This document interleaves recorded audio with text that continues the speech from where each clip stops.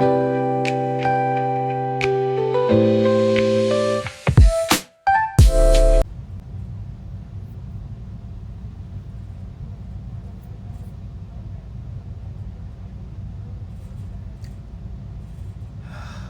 getting a little too hot and heavy up in here. You know what I mean? Hi guys, this is Tall and Lighter Fee. Again, wanted to come before you to do another video. You know, good little thing that I want to talk about with you guys today here, and I'm just trying to really compose myself because basically, you know, the type of person that I am, you know, whenever I get worked up or whatever the case may be, I have to kind of quickly calm myself down. Video here, I actually want, this is I guess going to be a follow-on to the previous video that I did where I was talking about, you know, where men just don't like women anymore, you know. And again, you know, I got like a comment or two, you know, of people, you know, that disagree and everything of that nature, you know. And I love, you know, when people don't agree with what I say, because again, I think that that's what makes interesting, you know, good videos, is when, you know, you have a difference of opinion and differing views, because basically we begin to, you know, bounce ideas off each other, compare and contrast and everything like that. And I really think that that's pretty much what, again, makes a good conversation piece. And, you know, maybe helps, you know, maybe in hopes of helping one another, you know, understand each other's point of view. And again, you know, I like that. You know, it's good to get agreements and stuff like that, but it's also just as good, at least in my opinion, to get those who, you know, that don't agree.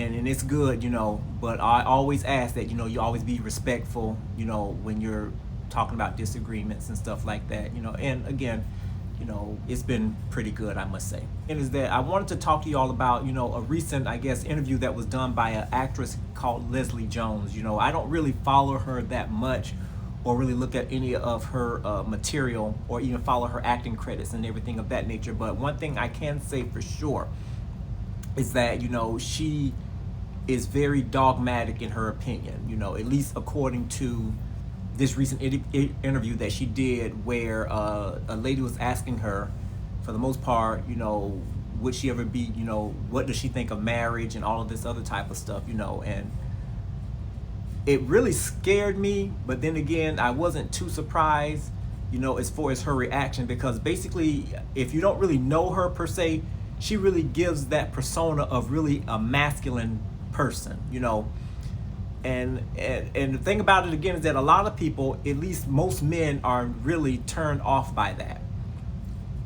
And she really validates the reason why I did that video. And, you know, for the most part, not in every aspect, but just kind of briefly speaking and generally speaking, everything that she said in that video or that interview that she did with that young lady, you know, kind of validates the reason why, or one of the reasons why, men just don't like women anymore. And I said this in past videos, you know, that, you know, one of the main issues that we see in our society and the black community is where the roles for the most part has been switched, you know, where the men are actually being asked or actually being bullied into taking the back seat, while the woman actually is supposedly required, or, you know, to take the front seat. And she is really a living example of that. That's why, you know, it's important that everybody that actually that could actually sit down and watch that interview. I would encourage you, if you didn't see it, I'm pretty sure that it's still floating around here in cyberspace or on the internet somewhere, that if you haven't seen that video, to actually go and watch the video. Because again, even though that piece that the lady did that I'm talking about, this video, was kind of short, it really gives a really scared reality about the black relationship and where it's heading, you know, for the most part. But basically, you know, all throughout the interview, she's going by what her dad has taught her about what marriage is. And basically, you know, in my opinion, I believe, if that is the case, again, that's allegedly, that's what she said, that's her dad said, but, you know, if that's the case, and I have no reason to doubt that, because again, she said that's what her dad told her, is that it's like, you know, modern day slavery or something like that, you know.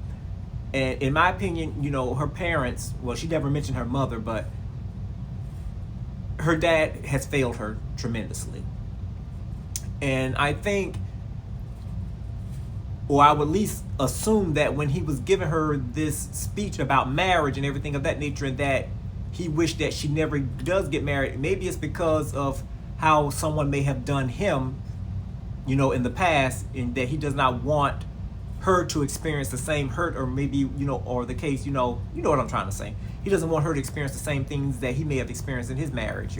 I mean, if it didn't work out, hey, it is what it is. But the issue that I take with this whole thing is that you don't taint somebody else's view based off of your experiences. And basically, we're living in a society now where, especially this younger generation, they'll believe anything that anybody tells them. They'll take it as biblical truth. They will not research. They will not ask questions. They will not go and do any type of work on their own to see if what someone is telling them is indeed the truth. And what Leslie Jones is what she's advocating is very poisonous, and the reason why I guess there is no more strong black marriages, relationships, this, that, and the other. And basically, it was one of the things that she said that kind of jolted me, and that really had me to actually kind of step back. I had to remove my glasses a little bit, and actually I'm like, wait a minute now. When the lady asked something about what does she bring to the table, she says that she doesn't have to bring anything to the table. She is the table.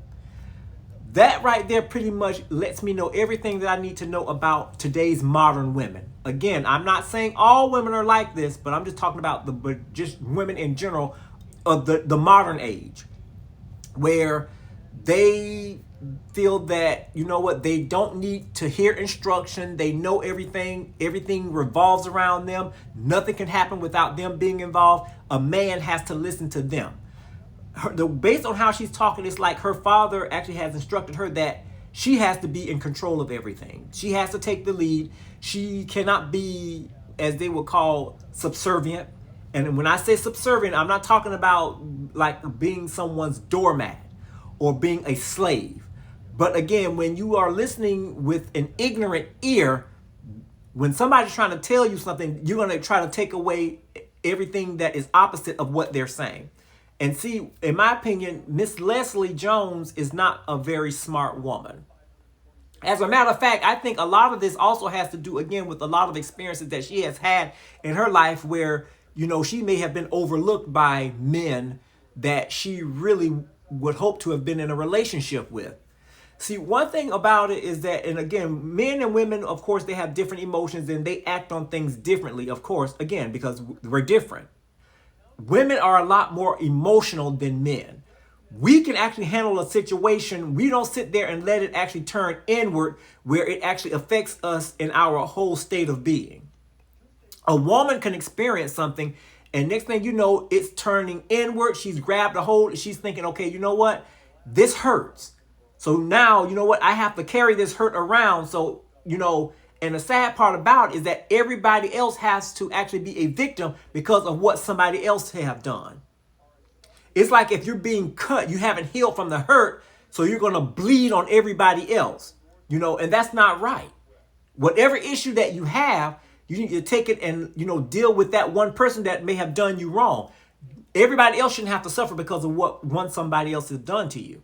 Again, but it's just that I'm thinking out loud here, or I'm thinking, with an educated brain that, the way this woman comes across, again, I can tell that she has a very high percentage of testosterone running through her veins, because there is not really anything that that exudes that is of any feminine quality. Yeah, she has the makeup on and got her hair did with braids or whatever, got a little lipstick or whatever, earrings, but that's about it. Her outlook on life is very masculine. And the issue is that with men these days, the last thing that they want to do is actually be in a relationship with a woman that is trying to compete to be the man that he is.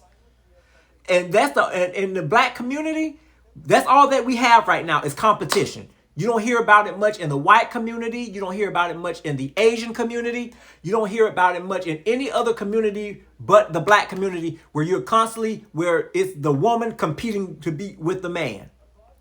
And the thing about it again, why?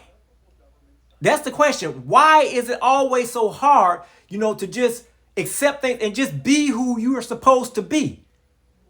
A lot of times, women now, they look at the fact that if somebody tries to tell them something or whatever the case, they automatically jump to conclusions where, why are you talking? Why are you trying to do this? You trying to do this, that, and the other. I'm not going to let you do this, that, and the other. I'm going to do this, that, and the other. Everything has to be a battle. And I can tell you that any man that may have tried to talk to her or may have struck up a conversation with her in the past, I'm pretty sure that it just left them where they were traumatized, where they just could do nothing but just walk away with their sanity. And that's why a lot of men these days don't like black women. Going back to the video that I did. That is one of the reasons why a lot of men would just choose to be alone or to actually go and deal with white women or any other woman that's other than black, because they don't want to have to deal with that foolishness. And that's all that it is foolishness coming from, again, irrational thinking. She says her father actually, again, raised her to not value marriage because, again, she looks at it as something, again, as slavery. It doesn't benefit. All it does is weaken. And the issue is that when someone has been raised like that, and they've been around that type of mentality or mindset, and it's constantly being pumped in them as they're growing up in their formative years and their teenage years, when they're well into adulthood, they're going to take those life lessons and those things that was taught to them in that house, they're going to take that to them so it can carry them the rest of the way through adulthood. And any man, again, that has to deal with that, good luck with you or good luck for you. Some men find it a challenge. Some of men like that. They want to have something to quote unquote work with. But the way society is now, and the way, the American life is, and how, short lives are and stuff like that, most men, most clear thinking men, educated men, we don't even want to deal with that. We'll just rather cut our losses and just be happy being single, mingling or whatever, and just handling our business on our own. The last thing that a man wants to do in general is to actually be with somebody who is trying to be them. I don't care how much testosterone that be running through her blood, she will never be a man. She is not the table. When man and woman was created, God gave man specific requirements and responsibilities of what he needs to do to provide. Yeah, things change, and the issues is that, with things going on the way that it is, sometimes most women, they have to step up and be the provider. Okay, I give you that. But again, that is, one of the exceptions. Things happen. But the primary role that was established to man, again, is that, what he brings to the table is leadership, hard work, the ability to take care of what is what is responsible, what has been assigned to him, what has been given to him, whether it be a wife or a child. He's responsible for that. Now, the Bible tells us that a man that can't provide for his own family, he's an infidel. Do you know what an infidel is? That means that he is worse than a non-believer. He denies the faith. Go look it up in the Bible. That's what we're talking about here. So basically, from what I'm going and from what I'm understanding with this is that the one thing about it again is that she had to have been hurt somewhere along the line, somewhere down the road, where it actually got to the inner core of her heart. And now it's nothing. And when you get to the core of it, it's anger. And when you dig through all of that, if you're willing to sit there and really care about her that much and really stand there and really help her through, you'll see again that she may have tried to give herself to somebody who just rejected her. And I will tell you, the worst type of pain that you could ever have, speaking generally, is when you've been hurt by something or someone that you really care about. Some people don't even bounce back from that. Some people actually go throughout life with a broken heart. They don't even want to seek another relationship. Why? Because they say that it's too painful. Why? Because of what they experienced with that one person. That's the way that we humans are. Again, depending upon how deeply in love the person may have been or trying to seek something, the person just shut them down. I don't want anything to do with you and this, that, and the other. It can be a lot. It can be a lot. But I'm willing to bet, though, the reason why and the thing about it, again, I believe, let me backtrack. that, yeah, her father may have had maybe an influence on how she views men these days, but I think a lot of it too also is that, again, people want to go out and experience things on their own or whatever. I think that she tried to actually set up a relationship or try to get into a relationship, and whoever it was didn't want her. That's just my honest belief. And now what she's doing is she's going back and reflecting back on what her father told her decades before when she was, living with her father, I'm assuming. How he told her that, being in a relationship, being married is not the ideal thing for her or for, the average woman. If you don't have anything positive to give to somebody or encourage somebody to do, just keep your negative experiences to yourself. Now, again, this is different when you're actually wanting to actually come from a spirit of love where you're telling someone, hey, this is what I've been through. This was my experiences.